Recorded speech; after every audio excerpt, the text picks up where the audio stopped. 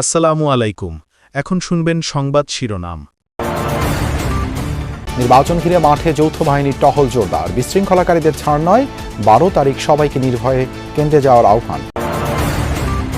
ক্ষমতায় গেলে বিলুপ্ত হবে জমিদারি প্রথার মতো রাজনীতি, বললেন জামায়াতে আমির। উত্তরের 4 জেলায় দলে নির্বাচনী জনসভা। সারা দেশে বিএনপি প্রার্থীদের বিরামহীন গণসংযোগ। প্রতিপক্ষের সমালোচনা করার আগে নিজেদের অবস্থান বোঝা উচিত, মন্তব্য মির্জা ফখরুলের। এতক্ষণ শুনছিলেন সংবাদ শিরোনাম, এবার বিস্তারিত। সুষ্ঠু ভোট আয়োজনে কোনো ছাড় দেবে না সশস্ত্র বাহিনী। 12 ফেব্রুয়ারি সাধারণ মানুষ যেন নির্ভয়ে ও স্বাচ্ছন্দ্যে ভোট কেন্দ্রে যেতে পারে, সেজন্য সার্বক্ষণিক টহল থাকবে, এমনটা জানিয়েছেন সামরিক অপারেশনস পরিদপ্তরের পরিচালক ব্রিগেডিয়ার জেনারেল দেওয়ান মোহাম্মদ মঞ্জুর হোসেন। জানান, এবারের নির্বাচনে বড় চ্যালেঞ্জ গুজব ও এআই। সকালে সংসদ নির্বাচন ও গণভোট উপলক্ষে জাতীয় স্টেডিয়াম ও গুলিস্তানে অবস্থিত সেনা ক্যাম্প পরিদর্শন এবং অসামরিক প্রশাসনের সাথে মতবিনিময় করেন সেনাপ্রধান জেনারেল ওয়াকারুজ্জামান।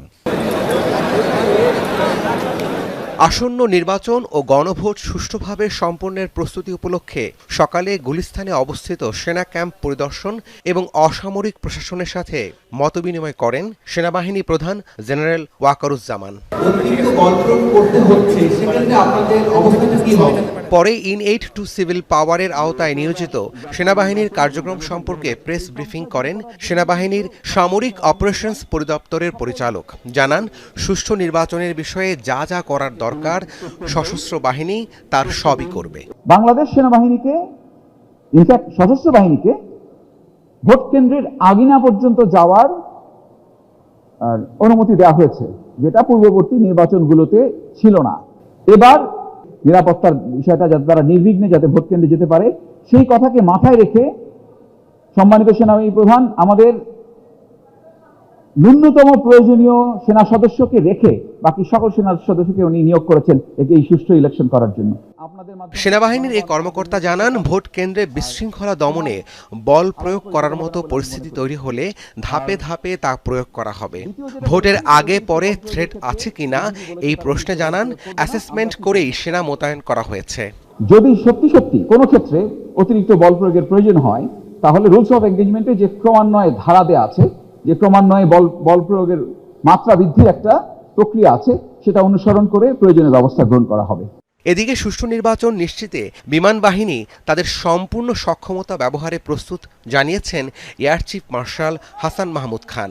সকালে ঢাকার সেনানিবাসে সংসদ নির্বাচন ও গণভোট উপলক্ষে মাঠ পর্যায়ে নিয়োজিত বিমান বাহিনীর সদস্যদের উদ্দেশ্যে দিক নির্দেশনামূলক বক্তব্য দেন তিনি।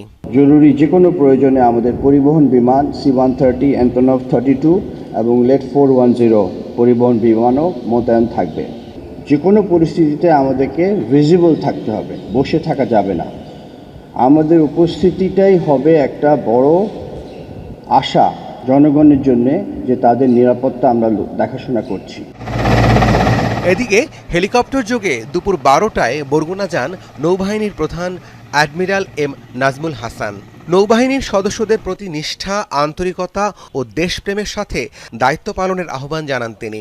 বলেন, প্রস্তুতি অনুযায়ী নির্বাচনে নৌবাহিনী সুচারুভাবে দায়িত্ব পালন করতে সক্ষম হবে।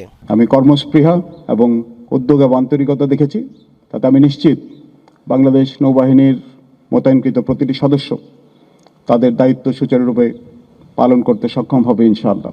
বাহিনী প্রধানদের নির্দেশনার পর জোরে সোরে টহল দিতে দেখা গেছে সশস্ত্র বাহিনীর সদস্যদের।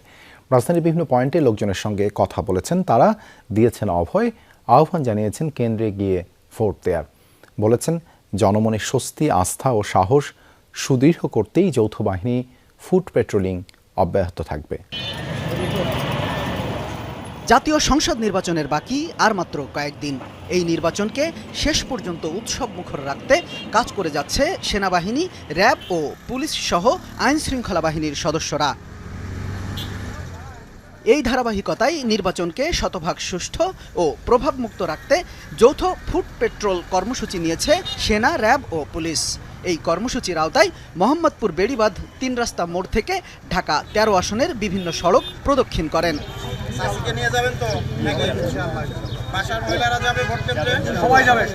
তিন বাহিনীর কর্মকর্তারা এ সময় স্থানীয় ভোটারদের সাথে থেমে থেমে কথা বলেন।